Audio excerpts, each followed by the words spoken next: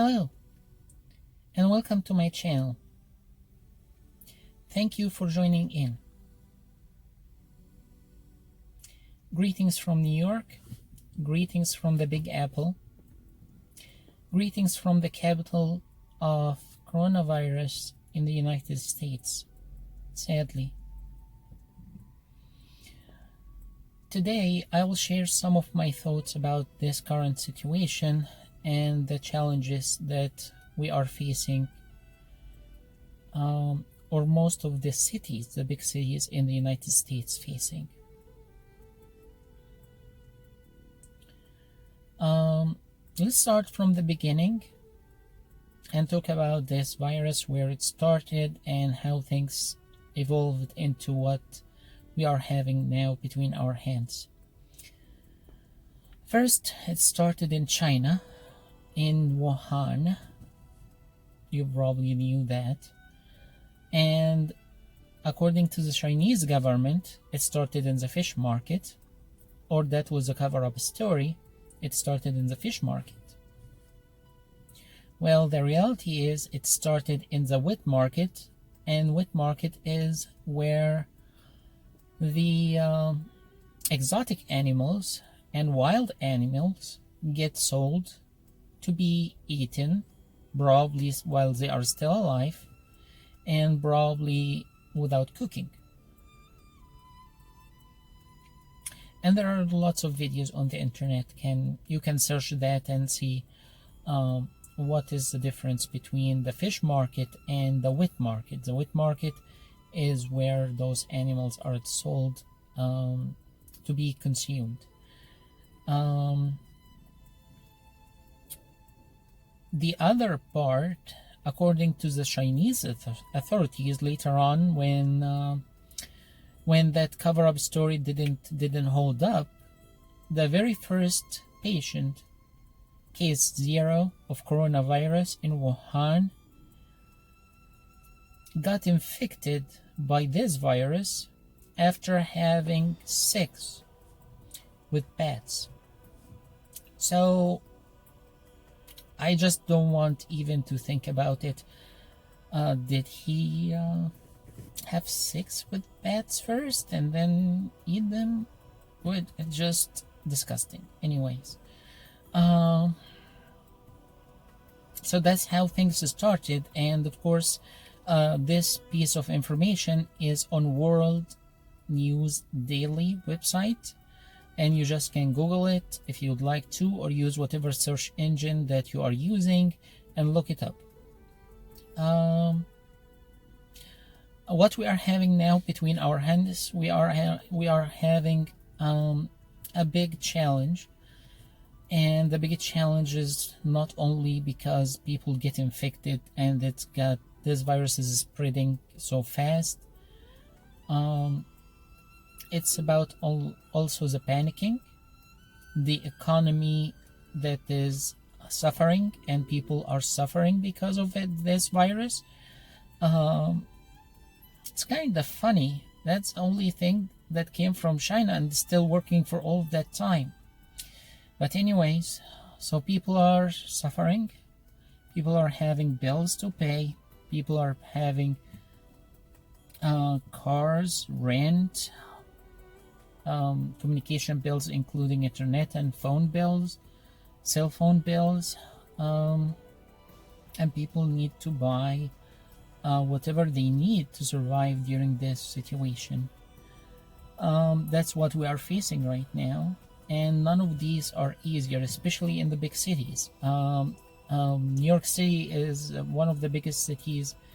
It is the biggest city in the United States when it comes to the population per square mile, and the density is so high. So that's make things are even harder to control this virus and control the spread of this virus. Hopefully we will succeed to do that. Currently the city under lockdown, but one of the main concerns, how the people are going to be surviving. New York City is not a productive city.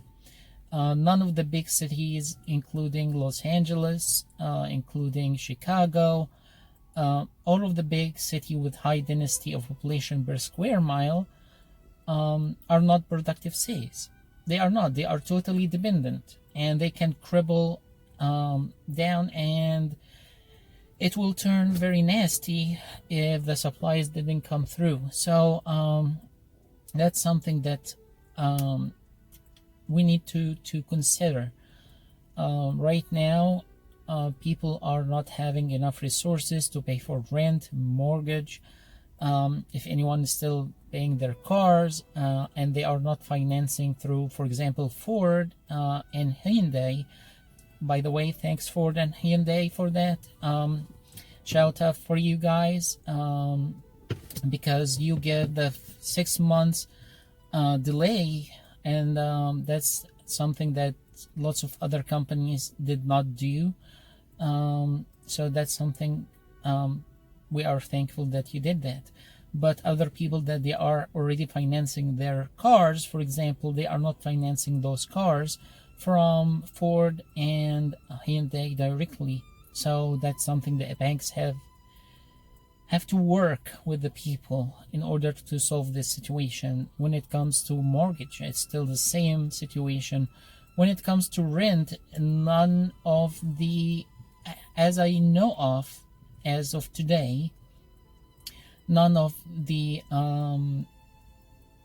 management companies here in New York City announced that that the rent can be delayed. Actually, they start sending the requests for the rent right now.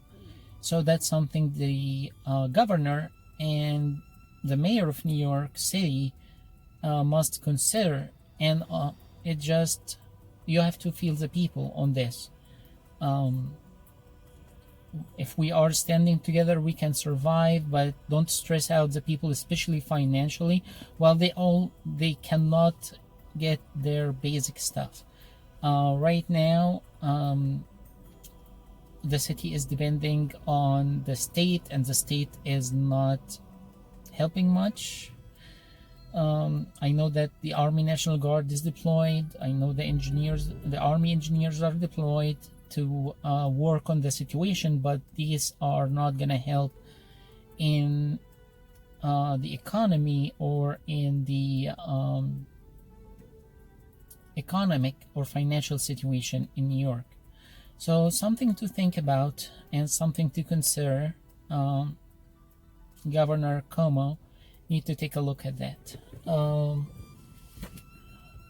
Let me get back to the point that New York City and most of the cities are not self-sufficient. So they are depending on farms, they are depending on supply lines that comes from very far away in order to supply the city and the people of the city with their needs. And the city is not, by any means, is not a small one. It is a very big city with the highest population in the United States, and it's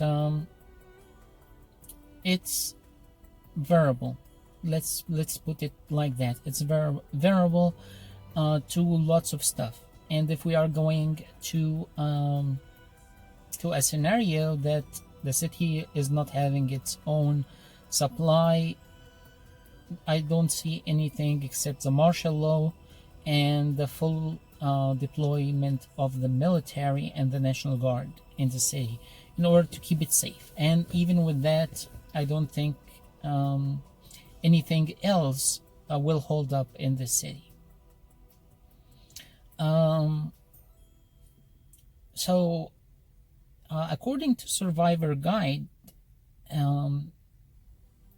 there are rules of three, and those rules of three, anyone who wants to survive a tough situation should be taken care of and consider. 3 minutes without air, 3 minutes without air, 3 days without water, 3 weeks without food. So let me repeat that again. 3 minutes without air, 3 days without water and 3 weeks without air. Sorry, without food. So if you are stocking up your basic needs, you need to at least push for 3 weeks. This cannot be happen here in so many places in New York City, especially in the city. Maybe outside the city can be happening if anyone is owning a house or a big space. Basically, the city is like a matchboxes. The apartments in the city is like matchboxes, unless the rent is very high. They don't have the storage. They live day in, day out with their needs, and lots of people live by paycheck to paycheck. So that's something also to consider. They cannot stock up what they need if anything will be getting worse.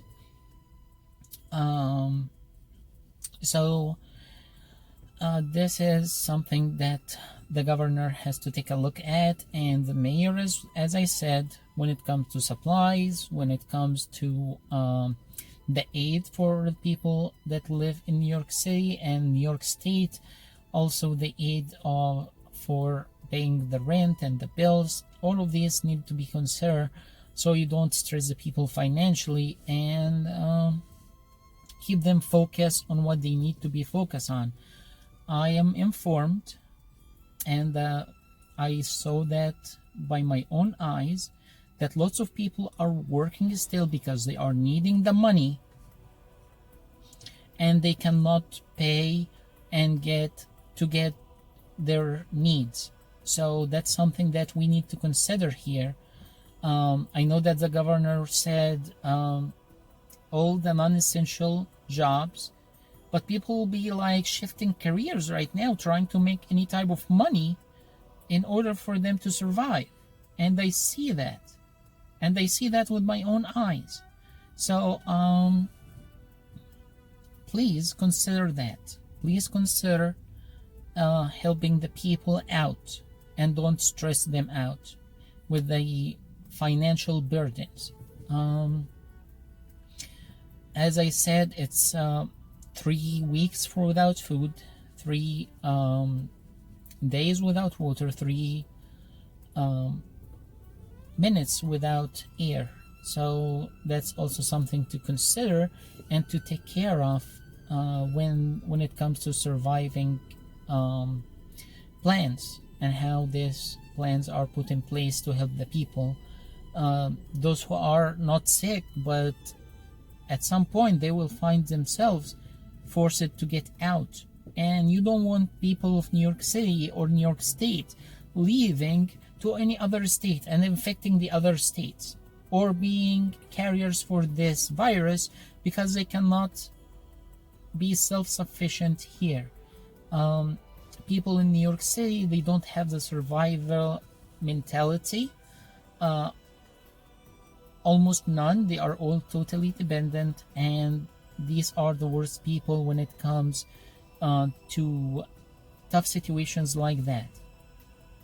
They cannot handle being without food, without water. They are having kids, families. You don't want all of these people to be getting out. If any one of them is sick, is going to be infecting other people in other states and other places. So something to consider. Now I think the other part is working from home. Working from home is something that's supposed to have been done long time ago, and this city is supposed to be total shut down.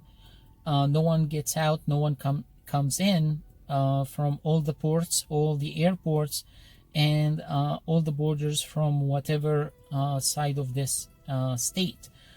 Sadly, we did not, and we delayed, and we want to open the economy, which is totally fine. You want to do that? First, take the precaution, isolate the city, make sure that everyone is healthy, then open the city, open the economy. That's how things supposed to be happening. Don't open it while people are still sick. people are infected.